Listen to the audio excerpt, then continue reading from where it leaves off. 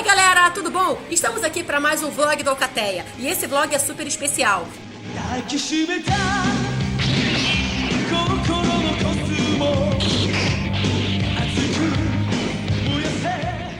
Nós estivemos no Kodama, o evento mais animado de Brasília depois da CPI do Cachoeira.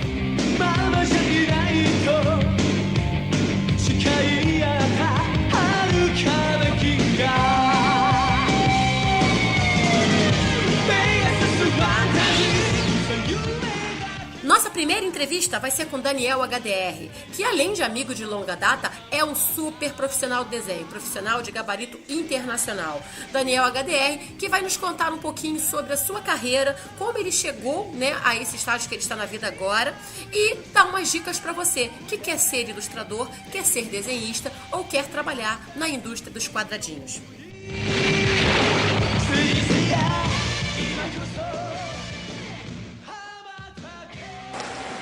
Oi gente, tudo bem? Estamos aqui para mais um vlog do Alcateia e hoje nós vamos entrevistar uma pessoa internacional, Daniel HDR. Yeah! Tirar essa bosta aqui. O Daniel, ele é um grande amigo, de Porto Alegre, mas eu falo que ele é internacional porque ele é um dos nossos melhores desenhistas, não só no país como também fora, é um dos desenhistas que conseguem nos trazer muitas experiências e muitas notícias, lá dos quadrinhos da Marvel, da DC, tem um conhecimento enorme do mercado. E hoje nós vamos falar justamente de quadrinhos, nós vamos falar um pouquinho sobre como é que está o cenário nacional de quadrinhos. Nós acompanhamos por um tempo, mas tudo mudou, tudo muda muito rápido. Então, eu gostaria que vocês ficassem agora com o Daniel HDR. Tchau! Fala, Daniel. Não vai falar merda nunca, é isso? É isso, não vou falar nada. Enquanto ficarei calado, como manda a Constituição. Direito constitucional de ficar calado. Ficarei calado. Calado, senhor. Não, na verdade eu vou te fazer uma pergunta. Não reparem, a gente tá cansado, a gente tá gravando o hall do hotel aqui. Então nós estamos assim. Pô, achei que eles iam achar que isso aqui era uma produção completa do nosso não, desculpe. Corta. Corta. Mas olha só, nós estamos aqui realmente no hall do hotel em Brasília, no meio do Kodama, a gente acabou de vir do evento, meia-noite 10, hora das bruxas, e então a gente está meio um pouquinho assim, fora do nosso normal. Mas eu gostaria de perguntar para o Daniel, caso vocês não conheçam, dá um resumozinho da tua carreira, como é que você chegou, por que tu tá nessa, como é que tu chegou aqui? Eu trabalho com histórias em quadrinhos profissionalmente desde os meus 15 anos. A família implicou com isso? Na minha família, na verdade, só a minha mãe me apoiou, porque meu pai já havia morrido quando eu tinha 6 anos e ele era nerd como eu, ele gostava de quadrinhos como eu. Então, quando ele faleceu, eu usei meio os quadrinhos como um resgate da falta que ele fez para mim. E enquanto que o resto da minha família achava que era bobagem, não dá em nada. Não. Tu foi lá encher a cara com o Wesley, agora tu chegou bem na entrevista. Depois eu te entrevisto, Maurício, valeu, obrigado. Esse é o Maurício Redes, que ele também vai entrevistar assim que ele estiver sóbrio. Aí, o meu trabalho com quadrinhos, ele começou profissionalmente por volta dos meus 15 anos. E aí eu comecei... 15 você já é profissional, dá pra se dizer que sim. Entendo que profissional é uma pessoa que recebe por isso, sim. E aí eu estava trabalhando com material de ilustração para publicidade e propaganda e também com material de quadrinhos para revistas de terror e de sacanagem. Eu usava um pseudônimo, eu era menor de idade, tão a fim de publicar que eu fazia com pseudônimo pensamento de putaria. Aí, quando eu comecei a trabalhar com quadrinhos para o mercado norte-americano, eu já estava com meus 20 anos e isso foi em 96. De lá para cá não parou mais.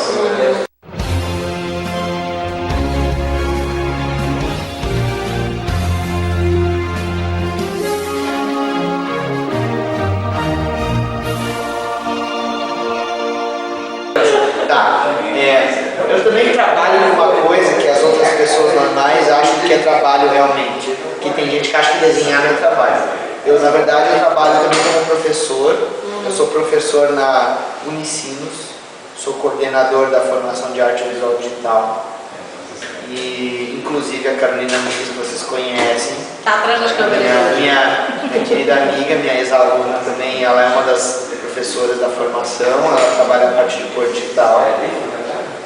E essa é uma carreira acadêmica, paralela ao meu trabalho como autor profissional. Muito legal. E eu tenho tocado isso desde então, né? Estou com 37 anos agora. Muito bem. Eu tenho tocado esse meu trabalho firme e forte.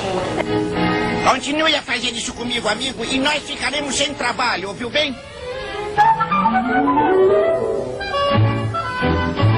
Agora sou eu de novo. Sabemos que o mercado de... Isso eu até sei porque nós estivemos, como eu falei, nesse mercado de quadrinho e é um mercado difícil, o Brasil é muito complicado, é tudo muito difícil, né? Tanto você publicar uma história, como até você encontrar, às vezes, bons cursos, né? bons meios, recursos mesmo para você aprender a desenhar. Então, a minha pergunta é, em algum momento você desanimou, em algum momento você pensou em desistir e ter uma profissão mais, assim, normal? Quando eu estava terminando publicidade e propaganda, eu estava num ritmo de agência de propaganda que eu considerei que poderia ser a minha escolha profissional. Assim.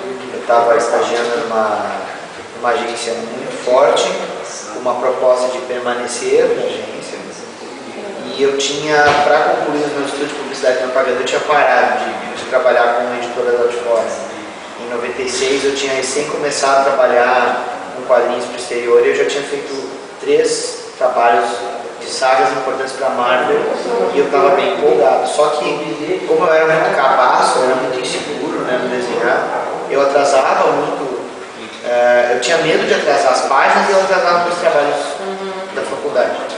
E, resumindo, né, eu acho que foi um momento que eu pensei assim, talvez esse negócio de quadrinho não sirva para mim, eu fique no terreno da publicidade, mas a vida ela te dá as coisas no momento certo. Quando eu me formei, de cara eu peguei um trabalho com o Digimon, que é a adaptação para mangá do desenho, que era muito famoso no início de 2000. E aí foi engraçado que de lá para cá eu nunca mais cogitei em trabalhar em propaganda. Foi uma mudança assim que eu tinha um emprego na mão, sabe? Você tem algum remorso hoje de alguma coisa que você fez ou não fez dentro da sua carreira? De desenhista, ilustrador, quadrinho? Eu talvez no início, nesse início que eu mencionei agora, talvez eu deveria ter tocado mais adiante, alguns projetos pessoais, porque eu só estou podendo retomar agora. E agora até tem menos tempo, porque meus compromissos com editoras de quadrinhos, como a Marvel e a DC, eu estou pegando projetos muito bons, eu estou engatando um projeto atrás do outro, sobra pouco tempo para os projetos autorais. Talvez uma outra coisa também que aí eu não sei se eu resolveria dessa maneira ou não, é que no período que eu fiquei parado, eu enveredei um pouco para o terreno do quadrinho japonês, né? Que era o mercado brasileiro estava aceitando muito trabalho nessa linha. Eu não me arrependo de ter feito esse material, mas talvez ao invés de ter engatado um trabalho atrás do outro aqui no Brasil, eu devesse ter esperado um pouco mais e, quem sabe, ter aprimorado um pouco mais, porque eu acho que o que eu fiz de mangá não foi tão bom quanto eu poderia ter feito, sabe? Mas agora os tempos são outros, eu tenho trabalhado com uma outra linha de quadrinhos. Aproveita e fala dos seus novos projetos. Tá com medo que a bateria acabe.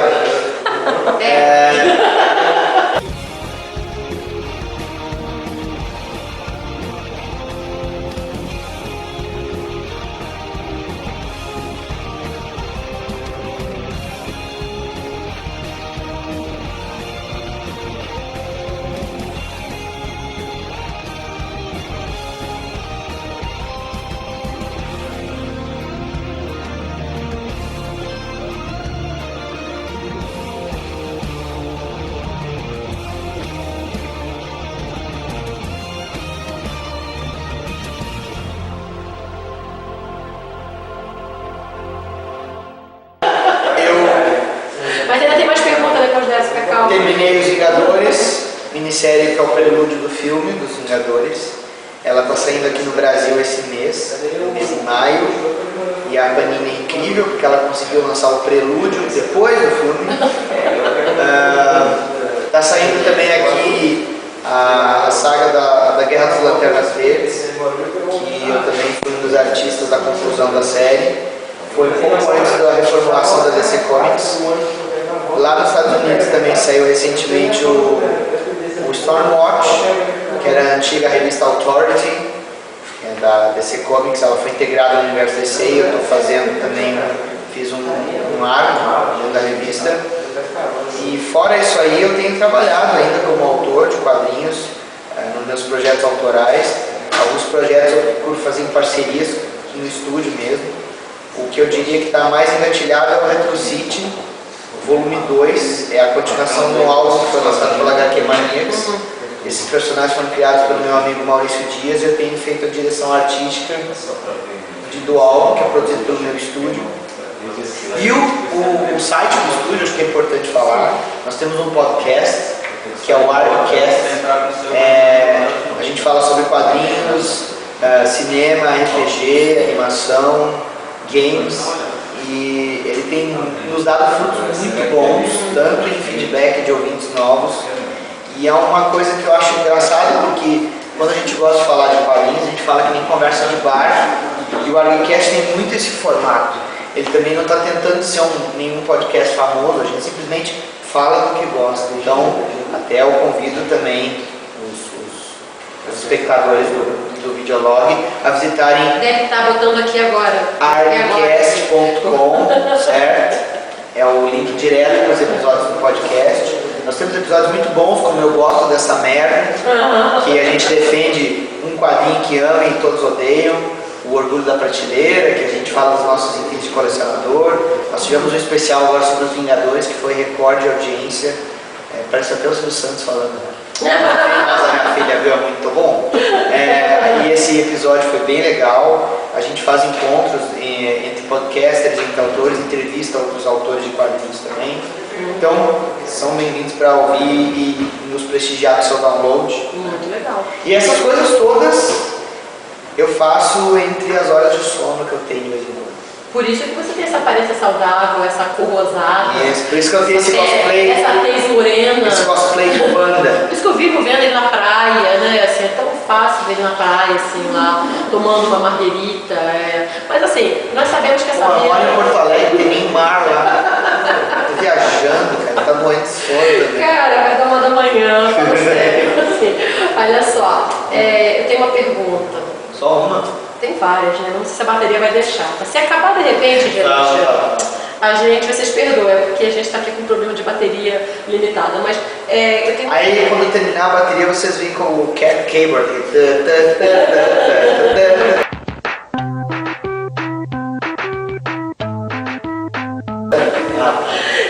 Tem uma pergunta.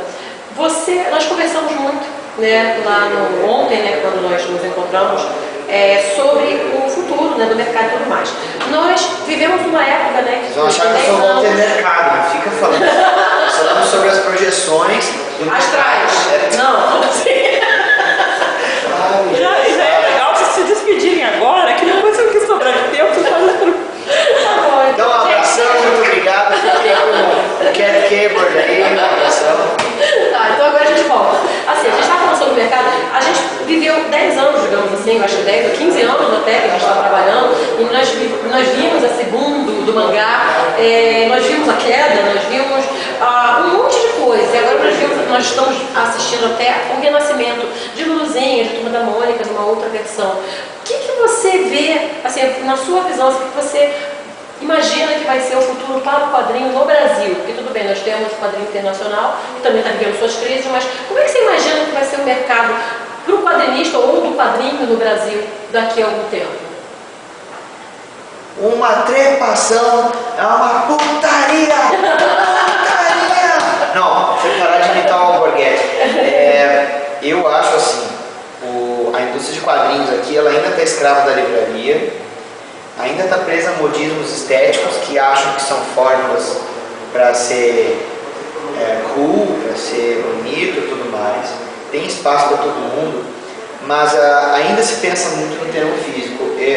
a indústria de quadrinhos em si, ela está percebendo que o leitor novo ele não é mais formado em livraria ou banca, ele é formado em meios virtuais, porque esse pessoal joga em rede, esse pessoal adquire, vamos dizer assim, o conceito através dos meios digitais.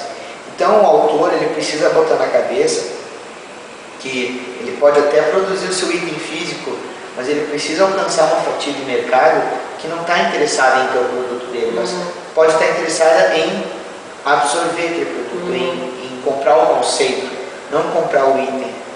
Então o quadrinho digital ele está se tornando uma Opção? Não diria uma opção, mas ele está se tornando um alicerce muito forte para as editoras novas, para os autores independentes e para as editoras grandes que não estão mais conseguindo expandir a sua linha editorial. Isso também é muito interessante no momento que você trabalha não só pensando no quadrinho, mas também na literatura, né? O escritor ele já não precisa mais ficar escravo de uma única obra. Essa obra não precisa ser ele reeditada à exaustão.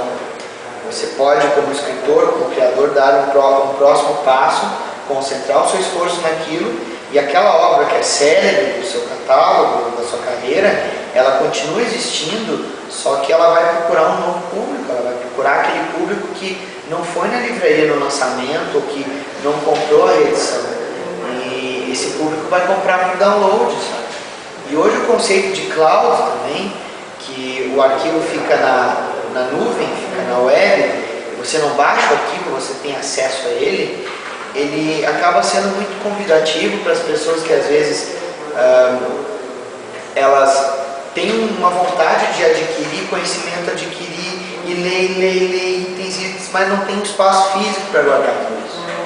Isso é bem legal. Sabe? Então, eu acho que o futuro é justamente o criador, a pessoa que cria, que gera conteúdo, ela perceber de que esse conteúdo ele não precisa ser apenas um item comprado fisicamente, ele pode ser um item lido, acessado, e se esse item é cativante o suficiente, ele vai fazer com que aquele leitor virtual, ele em algum momento se torne um cliente físico, compre o teu livro, que compre o teu quadrinho. Isso já tem acontecido com a Marvel, com quem eu tenho trabalhado, com a DC, com quem eu tenho trabalhado, com tantas outras editoras independentes. É a teoria, inclusive, do Neil Gaiman, né? Ele defende muito isso também. Pois é, e podemos ver justamente que não só escritores, a música tem acontecido. As bandas hoje em dia elas têm feito boxes com material extra, um monte de conteúdo, de making off, disco ao vivo, caramba, fazem os merchandises, vão para turnê fazer dinheiro, porque a música mesmo, ninguém mais compra o álbum. A pessoa pode comprar o conceito do álbum, mas as pessoas também ouvem as músicas fragmentadas. E às vezes tu captura a audição do fã daquela banda por uma única música. E isso pode acontecer com uma história em quadrinhos, isso pode acontecer com um capítulo de um livro inteiro, sabe? Então, o meio digital ele precisa ser explorado, ele não pode ser visto como um monstro, sabe? Tem que procurar as parcerias com empresas desenvolvedoras de conteúdo para celulares, para tablets, porque o pessoal que gera conteúdo mesmo, eles estão apenas querendo o apoio desse pessoal. Como foi redundante, pessoal? Olha só. E para fechar, né, o nosso blog, eu já agradeço ao Daniel HDR por todas as dicas. Muito obrigado. Muito obrigado, Xena. Eu sou muito fã do senhorito. A chácara não está aqui também. Tá puxada, né, querido? Tá puxada. E termina aí dando uma dica, um conselho que você daria para o desenhista ou aquele que quer ser um desenhista. Um só? Um conselho, você pode ir. Tá, eu vou tentar. Seja honesto consigo mesmo. Faça o que você gosta. Se o que você gosta se o que você gosta não é exatamente o que as outras pessoas gostam, você também tem que pensar se você quer que o seu trabalho só seja visto por você ou pelos outros. Também é sacanagem, você me pediu para dar um conselho. Mais um então. Pratiquem. Vai dando conselho até a bateria acabar, vai lá, aproveita. Pratiquem. Pratiquem bastante, aceitem críticas. Não é só a família de vocês que vai dizer que o negócio é bom, certo? O editor não vai... Tudo isso que ele está falando vale para também quem quer escrever, tá? Tá muito... Façam exercícios físicos. Não, façam o bíceps e o tríceps crescer, não só o pânceps. Durmam pelo menos o suficiente. Como legumes, muito importante. Olha quem fala. Eu comi legumes hoje, tá? Ela faz prova. Arroz, né? Não, eu comi panache. Ela pediu, mas veio pra mim, eu comi. Panache? Panache, sei lá, parece nome de tribo indígena. Panache. Bom, mas é sério, acima de tudo, sejam honestos, vão atrás. Não fiquem presos numa concha, sabe? E é muito importante o cara levar em conta que ele tem que trabalhar com o que gosta. Eu sempre, nessas horas, eu sou bem brega e cito uma frase do Mário Quintana, que eu, pela minha viva ignorância, eu não sei se era um poema ou se foi uma frase dele, um pensamento. Mas a ideia geral é a seguinte: feliz é aquele que deita a cabeça no travesseiro porque ele ficou o dia inteiro fazendo o que gosta e está ali cansado, sabendo que no dia seguinte espera aquilo de novo. Então, se você está deitando a cabeça no travesseiro porque tu ficou trabalhando no que tu gosta, tu não bebe água na orelha de ninguém. Então, você é uma pessoa feliz, porque tu está fazendo o que tu gosta. Isso é muito bonito, isso é muito legal. E, gente, eu, assim, assino embaixo, isso é muito importante. Assim, pra quem não sabe, eu também já desenhei, assim, hoje eu desenho muito pouquinho, até o hobby mesmo. Eu já fiz quadrinho e tal, e eu era muito ruim. Assim, eu nunca fui boa nisso. Mas eu era teimosa e, assim, é uma coisa que eu ainda gosto muito. Eu apenas tive que fazer escolhas na vida, tá? Eu tive que largar o piano pelo desenho, depois larguei o desenho para escrever, porque em dado momento você não consegue fazer as três coisas no piano. Eu entendi o peão. Não, eu imaginei a Ed no peão da casa própria, assim.